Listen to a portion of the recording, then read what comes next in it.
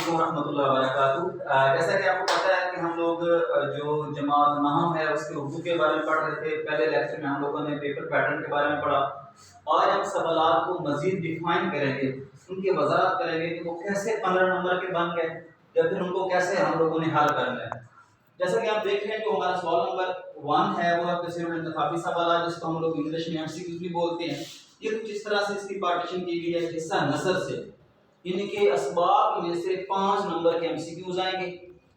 دوسرے نمبر پر جو حصہ نظم ہوگا اس میں غزل بھی شامل ہے اور 4 نظمیں بھی شامل ہے، اس میں سے 5 نمبر کے MCQs آئیں گے۔ کتنے ہو گئے جی؟ 10 نمبر ہو گئے۔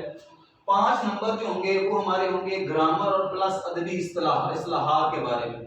گرامر میں وہ آپ سے مذکر مؤنث، واحد جمع، الفاظ متضاد کے بارے میں پوچھ سکتا ہے، جبکہ ادبی اصطلاحات میں وہ آپ سے قافیہ، ردیف، مطلع، مقطع، استعارہ، تشبیہ وغیرہ سے وہ پوچھ سکتے ہیں۔ یہ تو ہو گیا آپ کا سوال نمبر 1 کثیر الانتخابی سوالات۔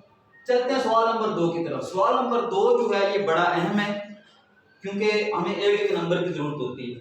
اس میں سوال نمبر 2 کو حل کرتے ہوئے سب سے پہلے ہم لوگوں نے کرنا ہے جو کہ اشارہ تشریح ہے، چونکہ ہم لوگوں نے سب سے پہلے یہ جو آ رہی ہے نا اس کے اوپر ہم لوگوں نے یہ سب سے پہلے شعر کی علامت ہم لوگوں نے لگانی ہے۔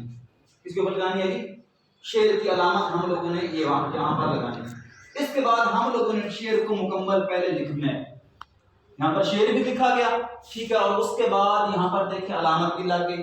دیکھنے والے کو پتہ چل گیا کہ یہاں پر علامت شعر کی ہے اور یہاں پر شعر لکھا ہوا ہے۔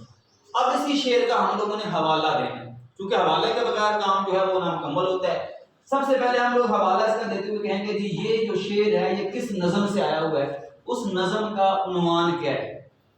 یہ کرنے کے بعد ہم لوگ یہ کہیں گے کہ جو نظم تھی اس کے شاعر کا نام کیا ہے، ہم لوگ یہ یہاں پہ لکھیں گے۔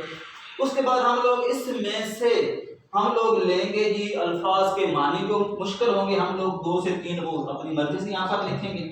اس کے بعد ہم لوگ اسی شعر کا ہم لوگ مفہوم لکھیں گے۔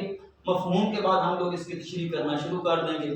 یہ پورا جو پروسیس ہوگا یہ ایک دفعہ آپ لوگ یہ سارا کریں گے، تشریح لکھیں گے، یہ ایک شعر کی تشریح ہوگی اور یہ 2 نمبر کی ہوگی۔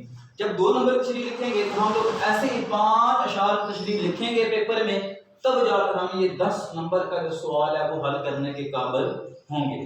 اللہ تعالیٰ آپ کو خوش رکھے اور اللہ تعالیٰ آپ کی زندگی کرے۔ اس کو لازمی لکھیے گا بھی اور ذہن میں رکھیے۔